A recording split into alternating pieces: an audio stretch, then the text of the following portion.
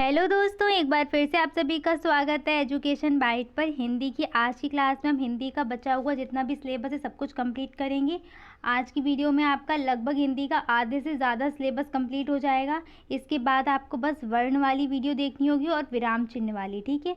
विराम चिन्ह और वर्ण वाली आप देख लेंगे और विलोम शब्द और समानार्थी वाली, तो ये 3-4 वीडियो बस आप देख लो। यहाँ से आपके हिंदी में जितने भी क्वेश्चन हैं वो सब हो जाएंगे। हिंदी वाली मैम की तबीयत थोड़ी ठीक नहीं थी, तो इसलिए आपके जो सिलेबस था ना वो चैप्टर वाइज नहीं हो पाया, लेकिन फिर भी इतना अगर आप देख लेंगे 3-4 वीडियो तो इसमें से आपका आराम से हिंदी का पेपर अच्छा हो जाएगा, ठीक है। सारे वही क्वेश्चन लिए जिनसे आना है, बस एक साथ करवा दे रहे हैं, ठीक है। तो फर्स्ट क्या है आपका, हिंदी भाषा में कौशल कितने होते हैं। तो भाषा कोई भी हो उसमें आपके 4 कौशल होते हैं। पहला है श्रवण, जिसको सुनना बोलते हैं। दूसरा है वाचन, जिसे बोलना कहते हैं। तीसरा पठन या पढ़ना, और चौथा है लेखन या लिखना, ठीक है। अब इनके अगर पहले पहले हम निकाल ले तो यहीं से ट्रिक बन जाती है। सुबोपली, सु मीन्स सुनना, वो मीन्स बोलना, और पा मीन्स पढ़ना, और ली मीन्स लिखना। ये क्रमबद्ध रूप से चलते हैं, पहले सुनना, फिर बोलना, फिर पढ़ना, फिर लिखना, इसीलिए ट्रिक बनाइए।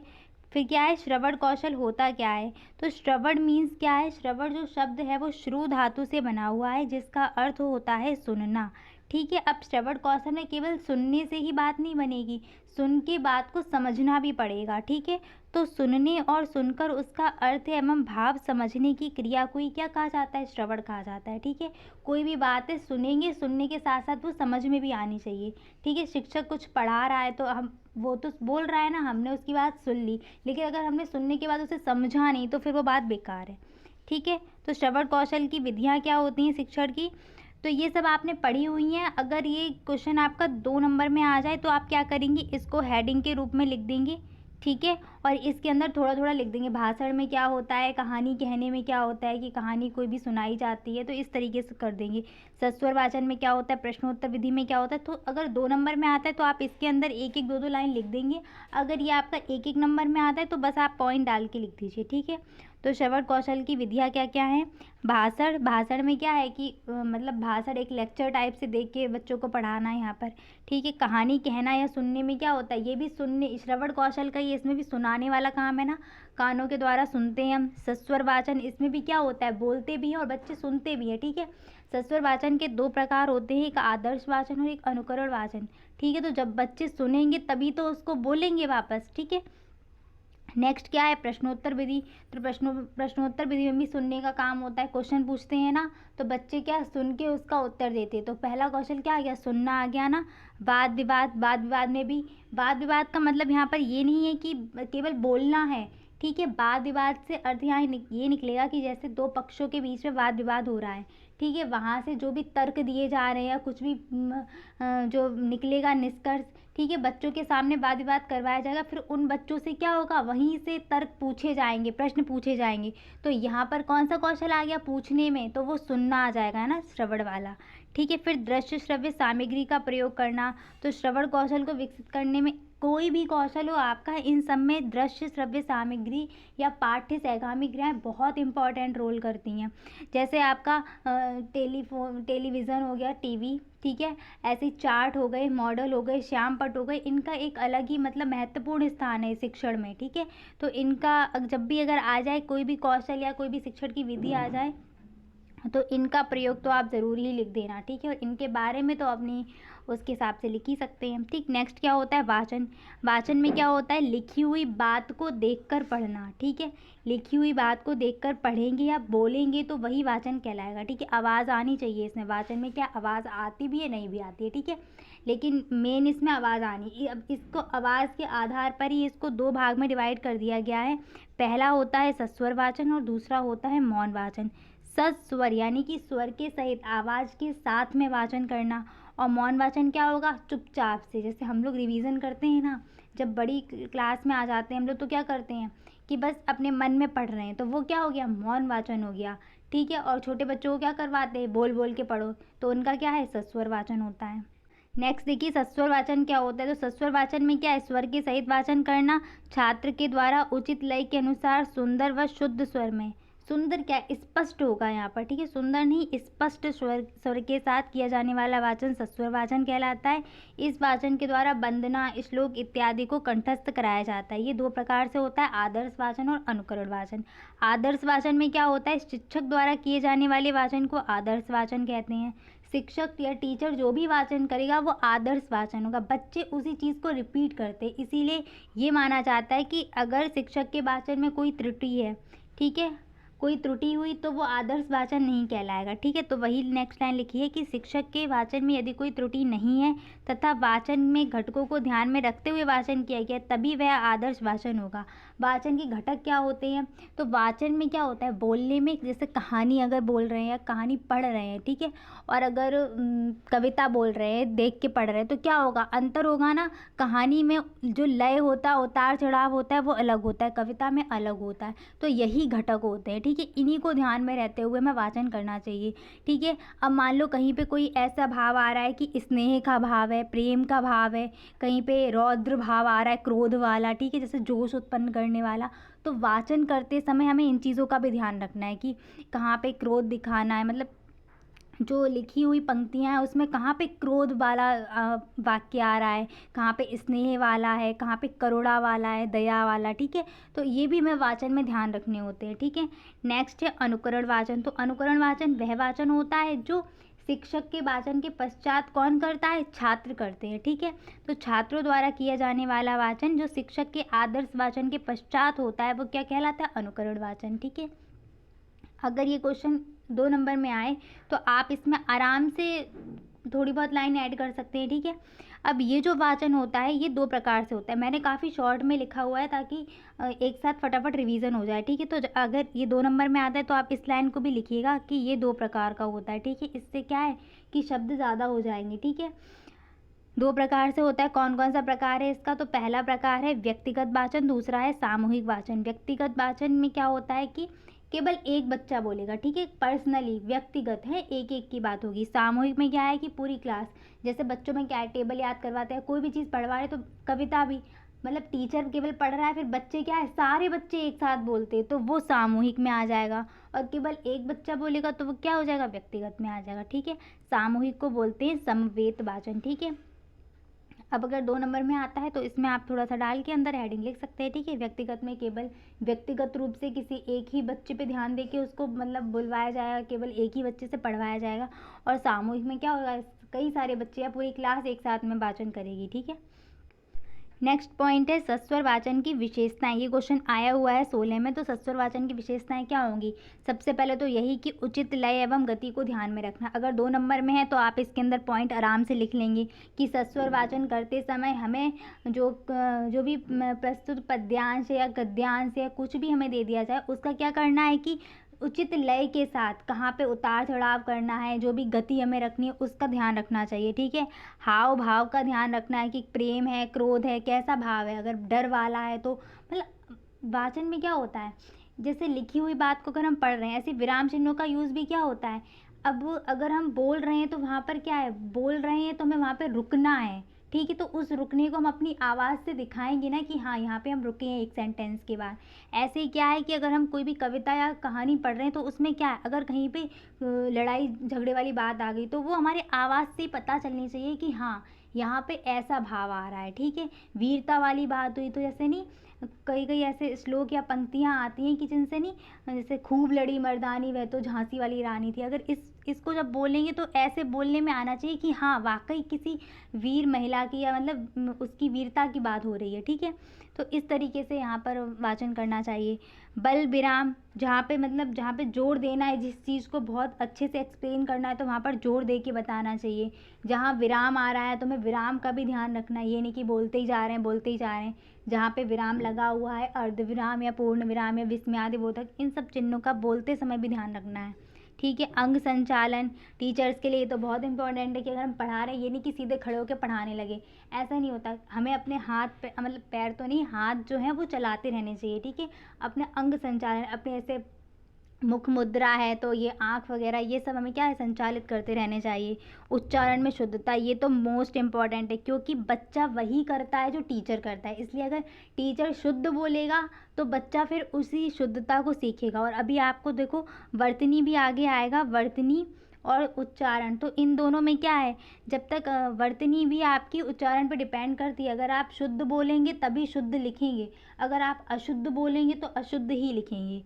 ठीक है, तो इसलिए उच्चारण में भी शुद्धता होनी चाहिए। नेक्स्ट पॉइंट क्या है, मौन वाचन। तो मौन वाचन जो है वो लिखी हुई बात को अपने मन ही मन में पढ़ना मौन वाचन कहलाता है। ठीक है, मौन वाचन दो प्रकार से होते हैं, द्रुत वाचन और गंभीर वाचन।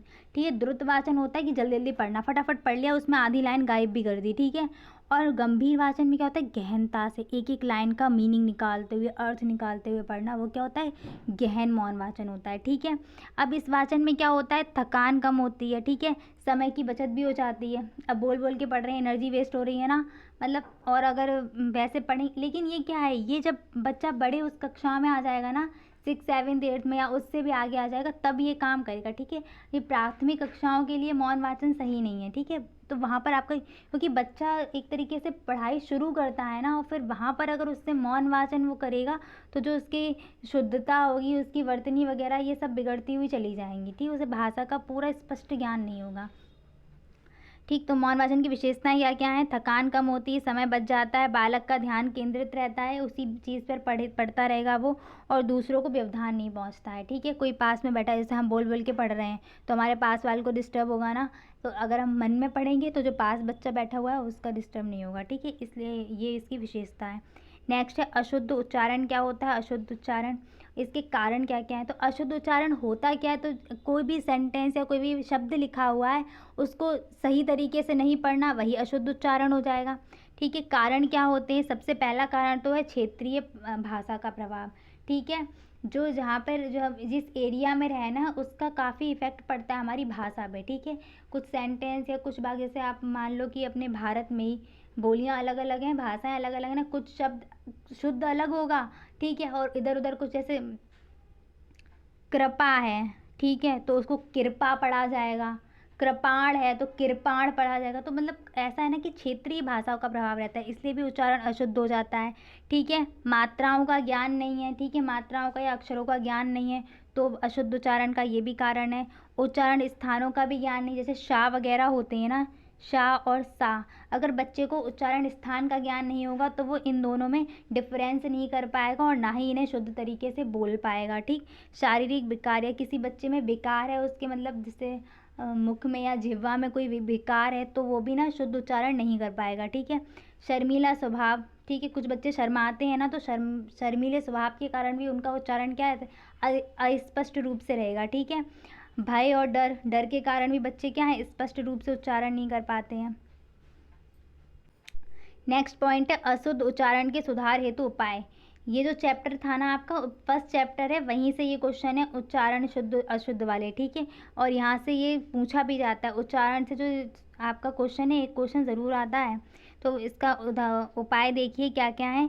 कठिन वर्ण जैसे रिरी, श, स, ज्ञा, क्षा, ये जो है इनके उच्चारण का अभ्यास कराना चाहिए। तो अभ्यास कैसे कराएंगे, इनसे रिलेटेड कोई भी वर्ड शब्द लिखेंगे हम। ठीक है, क्षत्रिय, कक्षा, तो ठीक है ये वर्ड लिखेंगे ना, तो तब बच्चों को बार बार उन शब्दों को रिपीट करवाएंगे, तो फिर उनका जो उच्चारण है इन शब्दों से रिलेटेड वो शुद्ध हो जाएगा। ठीक है, ध्वनियों के उनके उच्चारण स्थान से, अब देखो जो भी ध्वनियाँ होती हैं, जैसे जो भी स्वर हैं, व्यंजन है, इनके क्या है उच्चारण स्थान से परिचित कराना बच्चों को। ठीक है, कि ये वाला जो वर्ण है ये इसका उच्चारण स्थान ये, यानी कि ये कंठ से बोला जाता है, ये तालु से बोला जाता है, तालु कहाँ होती है, मूर्धा कहाँ होती है, तो इन सब चीज़ों से परिचित कराएंगे, तो अपने आप ही जो बच्चे का उच्चारण है, उस वर्ण को उच्चारण करने का जो स्थान है वो अपने आप ही धीरे धीरे स्पष्ट हो जाएगा, सुधर जाएगा उसका। ठीक है, संयुक्त अक्षरों के उच्चारण इस पर विशेष ध्यान देना। ठीक है, बच्चे जो है ना वो इसमें बहुत गलती करते हैं, क्षा में वो ये लिख देते हैं छाता वाला छा। ठीक है, तो इसमें क्या है, बच्चों को संयुक्त जो अक्षर हैं उन पे विशेष ध्यान देना। टेप रिकॉर्डर की माध्यम से अभ्यास कराना। टेप रिकॉर्डर में क्या है, कोई भी शब्द हैं जो भी मतलब बच्चे जिन पे गलतियां करते हैं ना, तो उन शब्दों को रिकॉर्ड कर दो और बार बार उन शब्दों को रिपीट करवाते रहो, तो उससे भी बच्चे में क्या होगा, सुधार आएगा। ठीक है, चंद्र बिंदु, अनुस्वार, इन सब पे ध्यान देना। ठीक है, इन सब का अगर हम पूर्ण ज्ञान करवा देंगे ना, तो बच्चे अपने आप ही स्पष्ट रूप से बोलेंगे। किस किस का, एक तो मात्राओं का, एक उच्चारण स्थान का, एक चंद्र बिंदु, अनुस्वार, इन सब का। ठीक है, नेक्स्ट क्या है, उच्चारण शिक्षण की विधियाँ। तो उच्चारण शिक्षण की विधियों में सबसे पहली क्या है आपकी, अनुकरण विधि। अनुकरण विधि में क्या है कि हम जैसा बोलेंगे बच्चा वैसा बोले, यानी कि अनुकरण करना, नकल करना। ठीक है, उपकरण विधि में क्या है, किसी भी उपकरण के माध्यम से। अब देखो, उच्चारण की बात हो रही ना, तो हमें कौन सा उपकरण लेना पड़ेगा, श्रव्य सामग्री लेनी पड़ेगी जिसमें सुनाई दे। ठीक है, क्योंकि उच्चारण में क्या है, बोला जाएगा ना, बच्चा सुनेगा फिर उसको बोलेगा। ठीक है, तो हमें कौन सा उपकरण लेना है, श्रव्य वाला। ठीक है, सुन के तब वो, लिखे हुए को नहीं पढ़ना है। लिखे हुए को तो वो जैसा पढ़ रहा है, गलत पढ़ रहा है तो गलत ही बोलेगा वो। ठीक है, इसीलिए हमें क्या है, श्रव्य सामग्री यूज़ करनी है। ठीक है, नेक्स्ट है वाचन शिक्षण की विधियाँ। तो वाचन शिक्षण की विधियाँ आप आराम से ये लिख सकते हैं, ये सब कहानी वगैरह ये सब हो जाएंगी।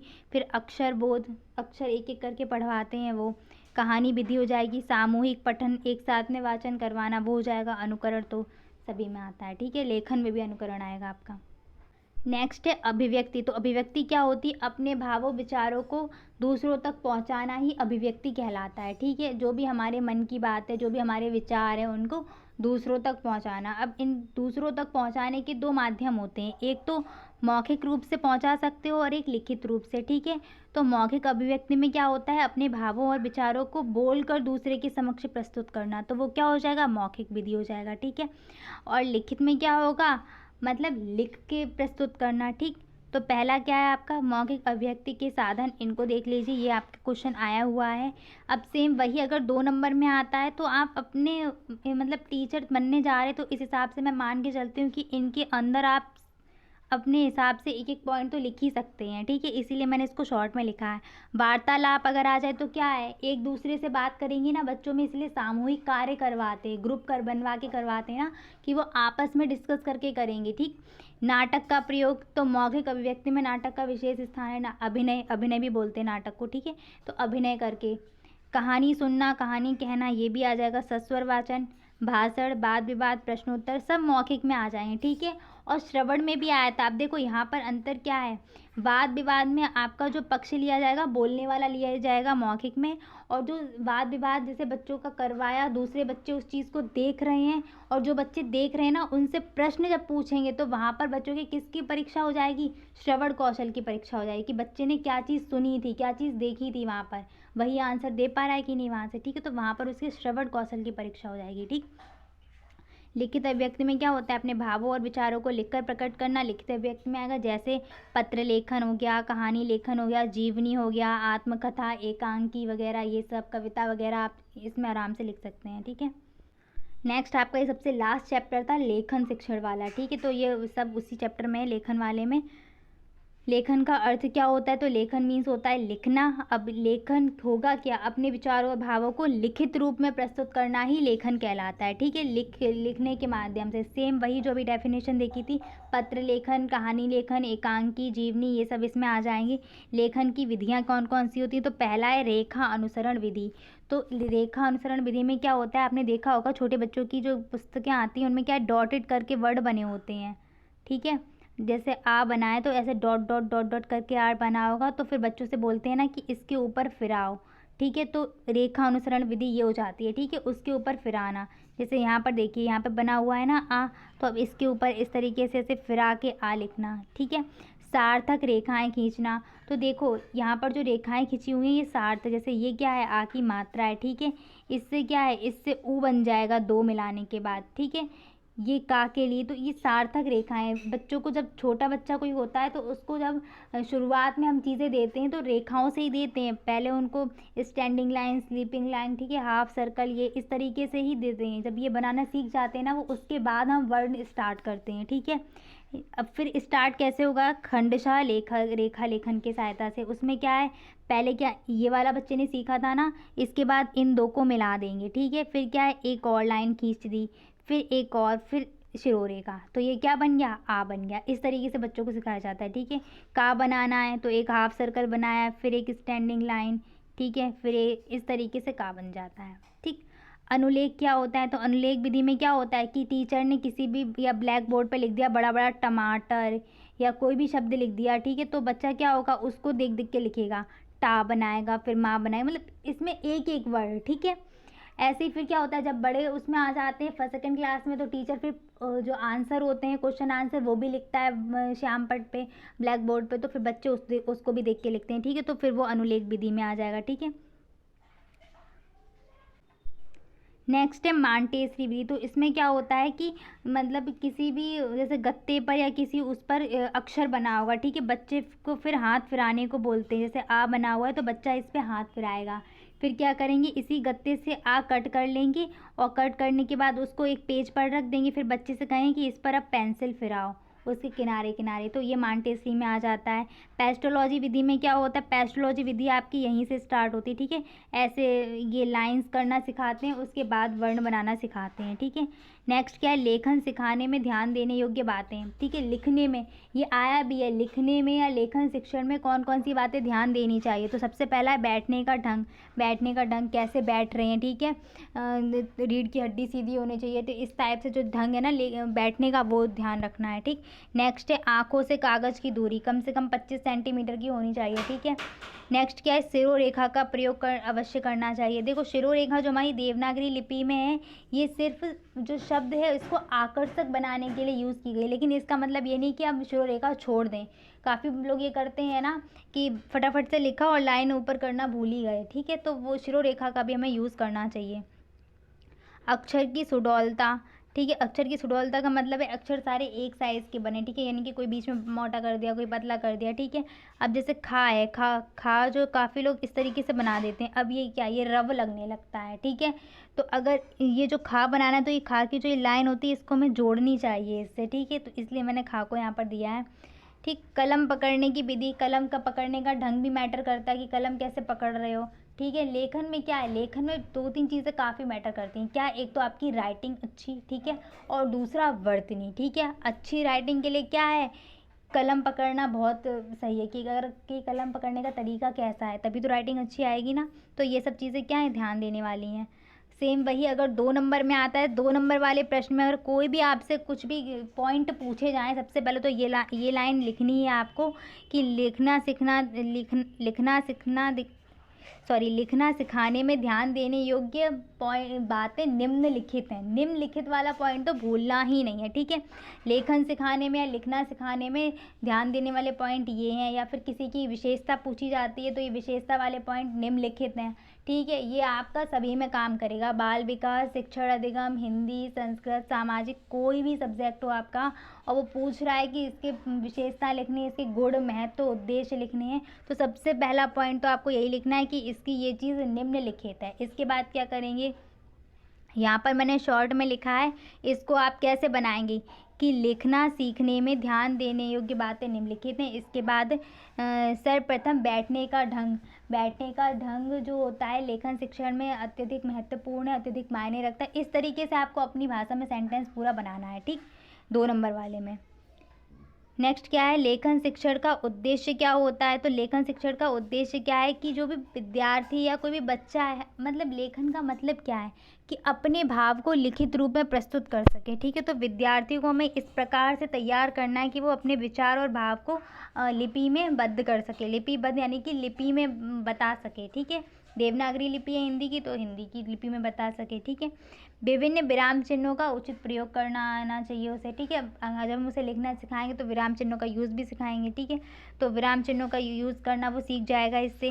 विद्यार्थी के शब्दकोश को सक्रिय रूप देना, जब बार बार वो चीज़ें लिखेगा तो उससे क्या है, उसका जो शब्दकोश है वो मजबूत होगा और एक्टिव भी रहेगा, उसे पता रहेगा कि हाँ इस चीज़ का मीनिंग ये होता है, अच्छा ये इसके मतलब ये होता है, ठीक है। विद्यार्थी को सुंदर, सुडौल व स्पष्ट लेख की शिक्षा देना, तो ये सब क्या है, लेखन शिक्षण के उद्देश्य हैं। नेक्स्ट है लेखन अभ्यास, सुलेख, अनुलेख, श्रुतलेख, ठीक है। अच्छा, इस वीडियो के एंड में मैं आपको सारे इंपॉर्टेंट क्वेश्चन भी बता दूंगी जो अभी तक मतलब आए हुए हैं या फिर जिनसे लगता है कि क्वेश्चन पूछा जा सकता है, ठीक है। तो लेखन अभ्यास में क्या है, 3 प्रकार से होता है, सुलेख, अनुलेख, श्रुतलेख। तो इस पहले सुलेख है तो सु मीन्स सुंदर, लेख मीन्स लिखना। तो सुलेख का मतलब होता है सुंदर सुंदर लिखना। ठीक है, लेखन में सुंदरता व आकर्षकता का होना महत्वपूर्ण माना जाता है। ठीक है, अच्छी अच्छी राइटिंग में लिखना ये क्या है, सुलेख होता है। अनुलेख में क्या होता है कि वह लेख जिसे छात्र किसी पुस्तक से या किसी श्यामपट्ट से देख के लिखेगा। ठीक है, देख देख के लिखना, वो होता है अनुलेख। ठीक है, श्रुतलेख क्या होता है, इमला। इमला तो सुना होगा ना, हम लोग को बचपन में इमला ही बोला जाता था। ठीक है, इंग्लिश में डिक्टेशन। ठीक है, तो श्रुतलेख यही होता है, मतलब सुन के लिखना है, किसी ने बोला और वो बात हम सुन के लिखेंगे। तो सुलेख में श्रुतलेख में क्या हुआ, शिक्षक जो बोलते हैं छात्र सुनकर स्वयं लिखते हैं, श्रुतलेख कहलाता है। श्रुतलेख में क्या है, काफ़ी सारी इंद्रियां हमारी क्या सक्रिय रहती हैं, जैसे आँख हो गई, कान हो गया, त्वचा भी रहती है ना, क्योंकि हाथ तो चलता रहता है लिखने में। ठीक है, तो ये सक्रिय रहते हैं। श्रुतलेख का महत्व क्या है, ये पूछा भी गया था। तो लेखन की गति में वृद्धि होती है। ठीक है, अगर कोई चीज़ हम देख देख के लिख रहे हैं तो स्पीड हमारी स्लो होगी, और कोई हमें बोल रहा है फिर हम लिख रहे हैं तो स्पीड देखना तेज़ होती है ना। तो लेखन की गति में वृद्धि करना इसका उद्देश्य है। सुनकर भाषा को समझने और लिखने का अवसर प्रदान करना। ठीक है, विराम चिन्हों का ठीक से उपयोग करना सिखाना, सुंदरता, स्पष्टता, शुद्धता का अभ्यास कराना। श्रुतलेख सबसे ज़्यादा इम्पॉर्टेंट तो इसीलिए है कि हमारी वर्तनी शुद्ध हो जाए। बच्चों को इमला क्यों बोली जाती, ताकि उन्हें वो शब्द लिखना आ जाए। ठीक है, नेक्स्ट है बोध शक्ति का विकास करना। तो ये श्रुतलेख के महत्व या उद्देश्य हैं, इम्पॉर्टेंट है ये, इनको ध्यान रखना। नेक्स्ट है वर्तनी। तो वर्तनी क्या होती है, वर्तनी से तात्पर्य अक्षरों को सुडौल अथवा सुंदर लिखने से नहीं है, बल्कि वर्णों को शुद्ध व सही क्रम में लिखना है। ठीक है, देखो सुलेख में मैटर करता है क्या, हमारी अच्छी राइटिंग। ठीक है, और वर्तनी में क्या, वर्तनी में हमारा जो है शुद्ध लिखना मैटर करता है कि हमें शुद्ध लिखना है, स्पष्ट और शुद्ध। कोई भी शब्द लिखा है तो वो शुद्ध होना चाहिए। ठीक है, और ये जो वर्तनी है ना, ये वर्तनी आपका कभी पीछा नहीं छोड़ेगी। आप कोई भी एग्ज़ाम देंगे ना, जितने भी आपकी प्रतियोगी परीक्षाएं होंगी, सभी में आपका वर्तनी आता है। वर्तनी का एक पूरा का पूरा अलग से ही दिया होता है कि वर्तनी से आपके 2 से 3 क्वेश्चन पूछे जाते हैं। टेट में भी आने ही हैं, और इसमें भी वर्तनी से पूछा भी गया, अत्यधिक वगैरह पूछा गया है। ठीक है, तो वर्तनी तो आपका कहीं पीछा नहीं छोड़ने वाली। जिन जिन एग्ज़ाम में हिंदी आती ना, उन सब में वर्तनी के क्वेश्चन 2 क्वेश्चन, 1 से 2 क्वेश्चन आने ही आने हैं। ठीक है, नेक्स्ट क्या है, वर्तनी संबंधी अशुद्धियों के प्रकार। तो अशुद्धियों के प्रकार देख लीजिए। पहला है सामान्य लिपि संबंधी अशुद्धि, जैसे क्षा के स्थान पर क्षा यूज़ करना। ठीक है, शा के स्थान पर सा यूज़ करना। ठीक है, और ये बोलने में भी बच्चों को दिक्कत होती है। ठीक है, शलजम वाला, सपेरा वाला, सड़क वाला, ऐसे कंफ्यूज होते हैं ना। तो पहले तो उनको इन दोनों के उच्चारण स्थान का ज्ञान कराना। अब आप लोग ये मुझे कमेंट सेक्शन में लिख के बताना, इस सा का उच्चारण स्थान क्या है और इस सा का उच्चारण स्थान क्या है। ठीक है, फिर है री के स्थान पर ई की मात्रा। काफ़ी बच्चे अगर री बोलो ना तो वो ये री कर देते हैं, री की मात्रा भी नहीं उन्हें आती है। री की मात्रा क्या होती है, इस तरीके से नीचे लगती है, पृथ्वी में लगती है। ठीक है, अगर किसी को पृथ्वी बोल दो ना तो वो कैसे लिखेगा, ऐसे लिख देगा पृथ्वी। ठीक है, जबकि शुद्ध उच्चारण पृथ्वी होता है, री की मात्रा होती है ना, इसलिए री का साउंड हमें देना पड़ता है वहाँ पर। ठीक है, बोलते हैं हम पृथ्वी हैं, जबकि प्रा नहीं होता, प्री होता है। ठीक है, नेक्स्ट है पंचम वर्ण संबंधी अशुद्धियाँ, जैसे सुंदर। तो सुंदर इस तरीके से लिखा जाएगा, देखो मैंने टिक कर दिए रेड पेन से, तो वही करेक्ट है। ठीक है, संबंध में इस तरीके से संबंध लिखना है, खंड को इस तरीके से। तो पंचम वर्ण संबंधी अशुद्धियाँ हो गई ना, मतलब जो अंतिम वर्ण होता है ना प्रत्येक वर्ग का, वो 5वां वर्ण बोला जाता है ना, तो वो अशुद्धियाँ। मात्राओं का ज्ञान, रचयिता, अहल्या। अब देखो हम लोग अहिल्या पढ़ते हैं ना, तो अहिल्या ही लिखते हैं, लेकिन जो शुद्ध होता है ना वर्तनी की रूप से अगर शुद्ध देखें तो वो अहल्या शब्द होता है, ना कि अहल्या। ठीक है, काफ़ी बार पूछा भी गया ये। फिर आधीन और अधीन भी काफ़ी बार आया हुआ है, आधीन गलत है और आपका जो अधीन है वो सही है। ठीक है, नेक्स्ट क्या है, अक्षर या वर्ण संबंधी अशुद्धियाँ। तो इसमें क्या होता है, कभी कभी कोई अक्षर पलट के ही लिख देते हैं, कभी कभी कोई अक्षर गायब ही कर देते हैं। ठीक है, तो जैसे नखलऊ, नखलऊ काफ़ी सुना होगा, गांव के लोग भी नखलऊ बोलते हैं। ठीक है, तो नखलऊ नहीं होता, लखनऊ होता है। ठीक, धर्म, धर्म धर्म कर देते हैं। ठीक है, कर्म कर देते हैं, तो धर्म होता है। ठीक, ना कि धर्म हो। 6, ठीक है, ये तो आपकी अयोगवा संबंधी अशुद्धियाँ भी है। अयोगवा में विसर्ग आता है ना, और विसर्ग गायब कर देते हैं। ठीक है, तो वो 6 ऐसे लिखा जाता है विसर्ग लगा के। ठीक है, ना कि हा बनाएंगे। उत्तरी को उत्तरीय लिखते हैं। उज्ज्वल, उज्ज्वल तो बहुत इंपॉर्टेंट है, उज्ज्वल आकर पूछा भी जाता है। ऐसे उज्ज्वल, प्रज्वलित। ठीक है, ये काफ़ी बार आए हुए हैं, तो उज्ज्वल में याद रखना दोनों जा आधे बनते हैं। ठीक है, नेक्स्ट है ज्योत्सना। तो ज्योत्सना में आपके ता और सा दोनों आधे रहते हैं ज्योत्सना में, ठीक है। ज्योत्सना को याद रखना। ऐसे ही आपका एक कवयित्री पूछा जाता है, ठीक है,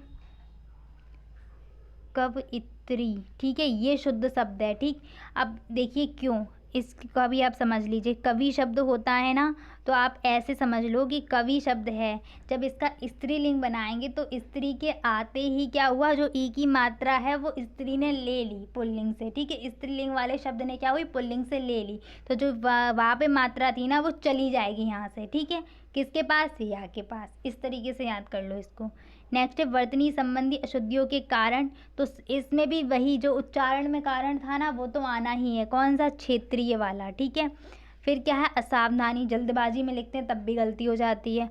अशुद्ध उच्चारण, जो बोलेंगे वही लिखेंगे, ठीक है। इसलिए बच्चों को बोला भी जाता है कि सही से पढ़ो, यानी कि शुद्ध पढ़ो, ठीक है। शुद्ध पढ़ोगे तो शुद्ध लिखोगे, ठीक है। लिपि की अपूर्ण जानकारी, अगर हमें पूर्ण ज्ञान नहीं होगा वर्णों का, ठीक है, उनके उच्चारण स्थान का, तो हम जैसे आपका बा और वा में बहुत अंतर होता है। ये बा है और ये वा है, ठीक है। बा और वा में बहुत गलती करते हैं, ठीक है। वंश कह दो तो वंश में ये आएगा, ठीक है। बकरी में ये बा आता है, ठीक। तो इन दोनों के बोलने में भी डिफरेंस है और लिखने में भी अंतर है। तो इसीलिए बच्चों को क्या है, जब तक उन्हें उच्चारण नहीं पता होगा, ढंग का उच्चारण स्थान नहीं पता होगा, तो वो लिखने में भी गलतियाँ करेंगे ही, ठीक है।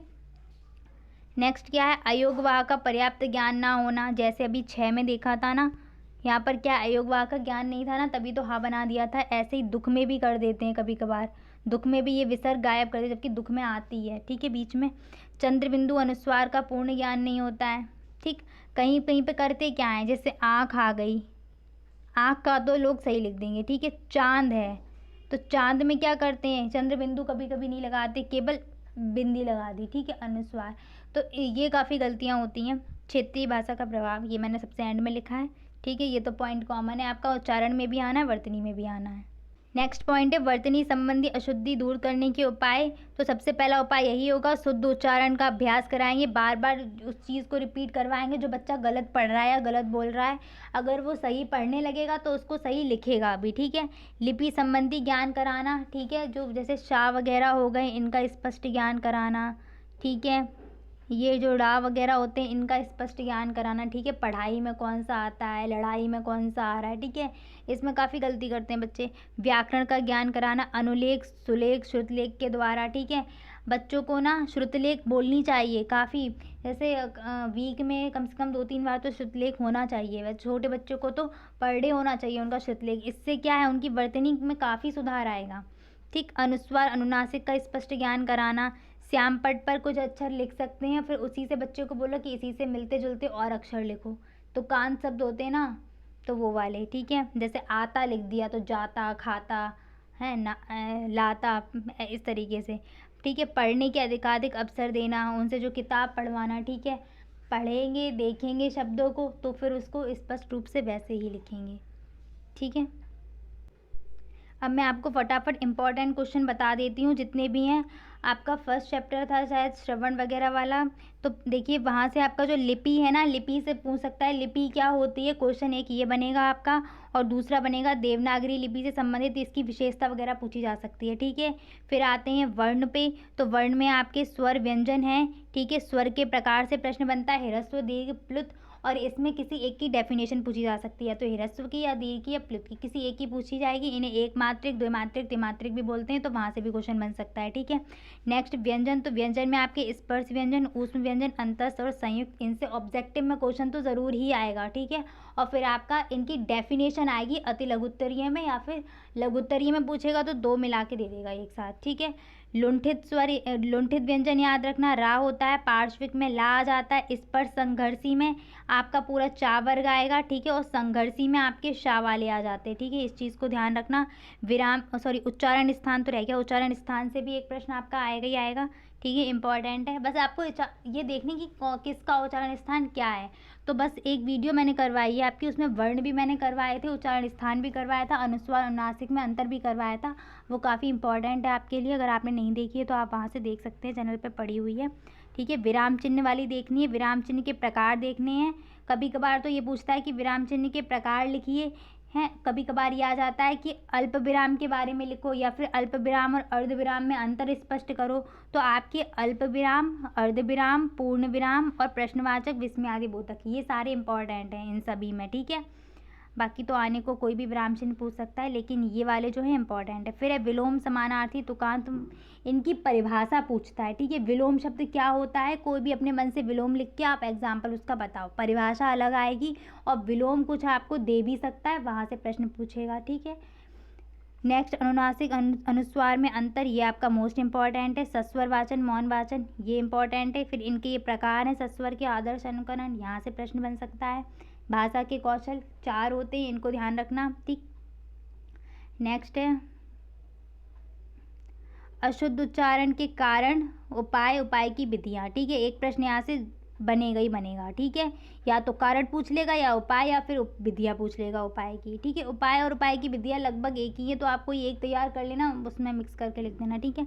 लेखन शिक्षण का उद्देश्य, सिखाने में ध्यान रखने वाले बिंदु, ये इंपॉर्टेंट है, ठीक है। श्रुतलेख, अनुलेख इंपॉर्टेंट है। ये सुलेख तो आपका ऑब्जेक्टिव में बनेगा, प्रश्न अगर बनेगा तो। वर्तनी, तो वर्तनी संबंधी अशुद्धियों का कारण और उपाय, ये दोनों इंपॉर्टेंट है क्वेश्चन, लेकिन वही है कि पूछा एक ही जाएगा, पढ़ना तो सब पढ़ता है, ठीक। नेक्स्ट है श्रव्य दृश्य सामग्री, ठीक है। श्रव्य दृश्य सामग्री मैंने आपको इसलिए नहीं करवाई क्योंकि आपके सिलेबस में नहीं है, लेकिन है क्या कि सिलेबस सारा मिलता जुलता है, ठीक। तो श्रव्य दृश्य सामग्री आपने शिक्षण अधिगम सामग्री में कर ली होगी, जब शिक्षण अधिगम वाला किया था, ठीक है। तो वहाँ से आप वहाँ पर जो भी पॉइंट याद करेंगे ना, वो सब इसी में लिख देना, ठीक है। वो श्रव्य दृश्य सामग्री का उपयोग पूछेगा या महत्व पूछेगा, तो वही बच्चों को रुचिपूर्ण शिक्षा देने में, उनके ज्ञान को स्थायी बनाने में, कल्पना, चिंतन, तर्क विकसित करने में, ऐसे 5-6 पॉइंट रट्टा मार लो, सब में यही लिखने हैं, ठीक है। थोड़ा बड़ा बड़ा के लिखना, और वही लाइन की ये इसकी निम्नलिखित बिंदु हैं या निम्नलिखित प्रकार हैं इसके, ठीक है, ये वाला सेंटेंस, ठीक। बस 5-6 वीडियो में आपका काम हो जाएगा। बाकी रिवीजन करते रहिए, 9 से ही आपके पेपर हैं, ठीक है। और वीडियो अच्छी लगी हो तो लाइक करना ना भूलें। Thanks for watching and please like, share and subscribe my channel. Bye bye, take care.